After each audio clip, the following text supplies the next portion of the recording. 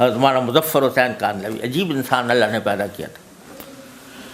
وہ ایک مرتبہ اپنے ایک ساتھی کے ساتھ کاندھلے سے پیدل سفر کر رہے تھے، دہلی جا رہے تھے، تو راستے میں مغرب کی نماز کا وقت آیا تو دیکھا کہ کوئی نماز پڑھنے کی جگہ ملے، تو ایک بستی تھی وہاں پر دیکھا تو ایک مسجد تو ہے بالکل ویران پڑی ہوئی ہے، گرد غبار میں اٹی ہوئی ہے، تو وہاں انہوں نے کہا بھی چلو یہاں نماز پڑھتے ہیں۔ نماز پڑھنے کے لیے وہاں داخل ہوئے، کوئی آدمی نہ آدمزاد، اذان دی تو اذان کے اوپر بھی کوئی چل کے نہیں آیا مسجد میں۔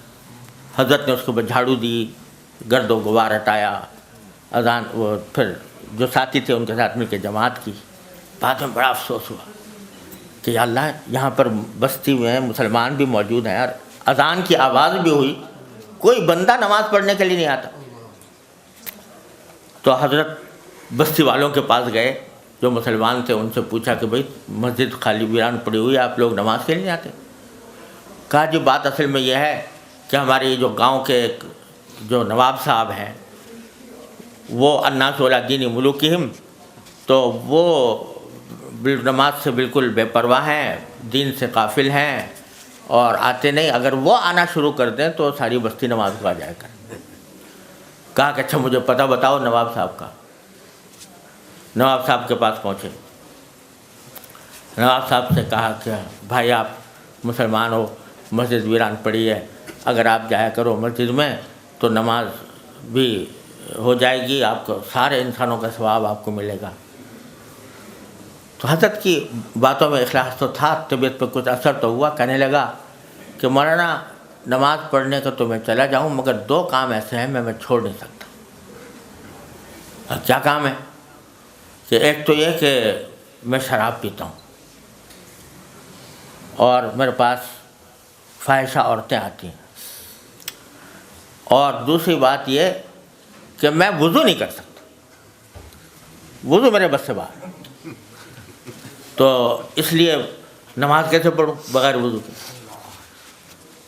حضرت نے فرمایا کہ اچھا تو ایسا کرو، آپ ایک بات کا وعدہ کر لو۔ یعنی کیا؟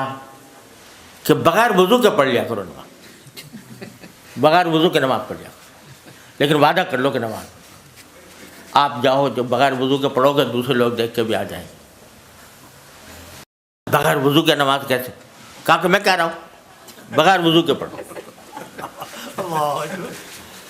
تو اس نے کہا اچھا یہ تو میں کر لوں گا، لیکن بغیر وضو کے میرے سمجھ میں آ نہیں رہا کیسے؟ کیا سمجھ میں آئے نہ آئے آپ مجھ سے وعدہ کر لو بغیر وضو کے پڑھنا۔ اور جہاں تک وہ اور باتوں کا تعلق ہے، وہ تم گھر میں جو کچھ کرتے ہو کرا کرو، لیکن نماز کو آ جائے گا، وعدہ کرو۔ اب اس کے بعد کوئی راستہ نہیں تھا، اس نے کہا جی اچھا وعدہ کرتا ہوں، کل ظہر کے وقت سے نماز کو جاؤں گا۔ حضرت وہاں سے اٹھے، دوبارہ مسجد میں گئے، 2 رکعتیں پڑھی، سجدے میں گرے، خوب روئے، خوب روئے، اور رو کے دعا مانگی کہ اللہ میں یہاں تک تو لے آیا، اب وضو کرانا آپ کا کام۔